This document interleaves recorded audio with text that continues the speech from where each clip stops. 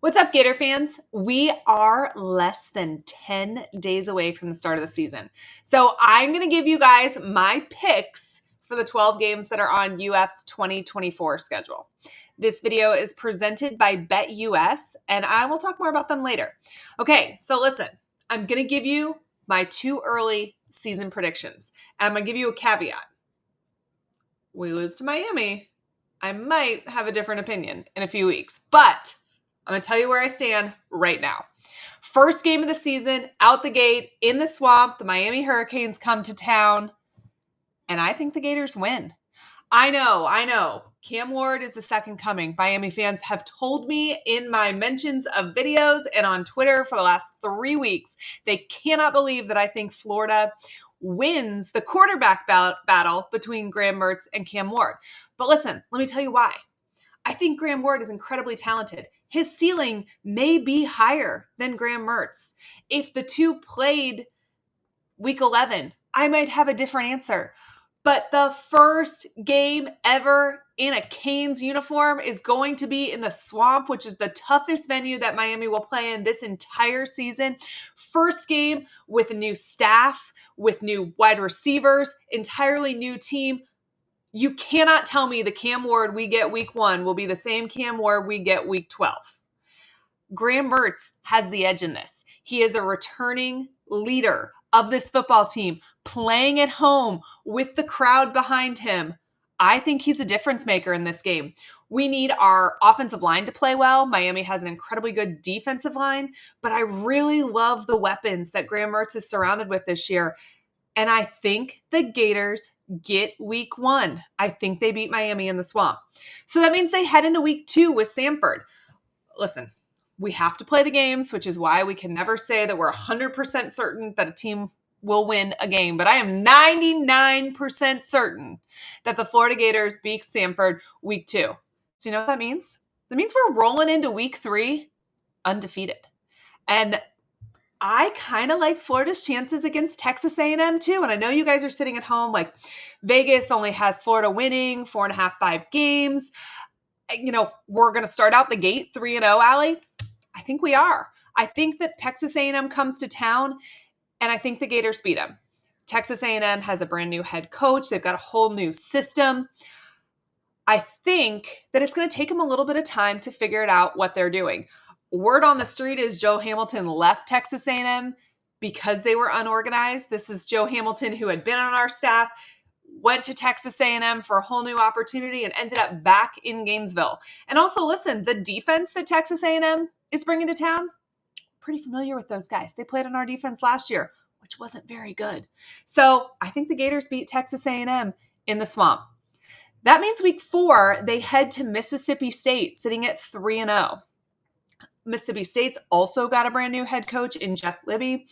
This is a challenge, though, right? It is hard to play in Starkville. The Gators have bad nightmares about games that have happened in Starkville. It's how Ron Zook ended up not the coach at the University of Florida.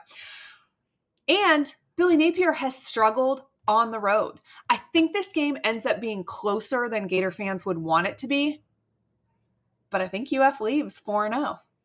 That means they head into the Swamp at the beginning of October against Gus Malzahn and those Golden Knights from Central Florida.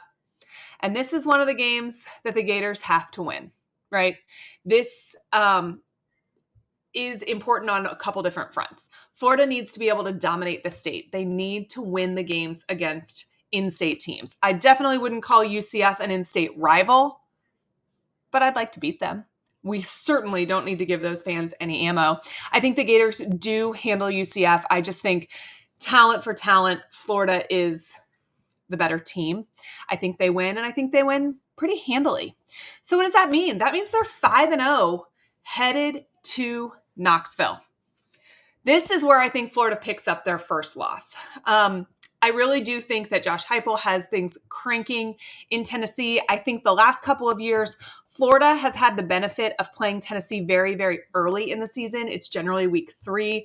I think getting them week 6, where they are really kind of hitting their stride, is going to be a little bit hard. And Neyland Stadium is an incredibly difficult place to play. I think the Gators dropped their first one on the road to Tennessee.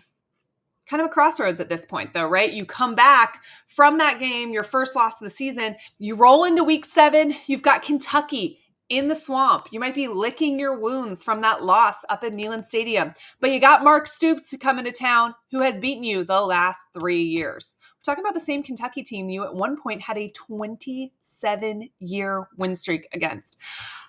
The Gators have to get their monkey off their back. It's got to happen this year.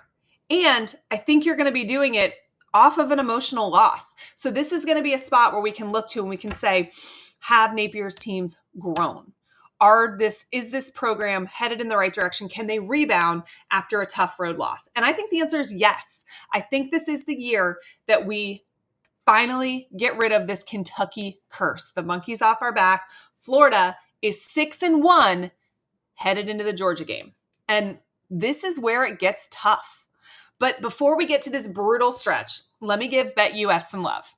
BetUS has a 125% deposit bonus going on right now, and you can hit the link that's in the description of this video to get that bonus on your first 3 deposits up to $2,000. BetUS has great customer service and some of the best lines in the game, so make sure you check them out today. Okay, so after that Kentucky game, which I think is a win, Florida is sitting at 6-1, headed into Georgia.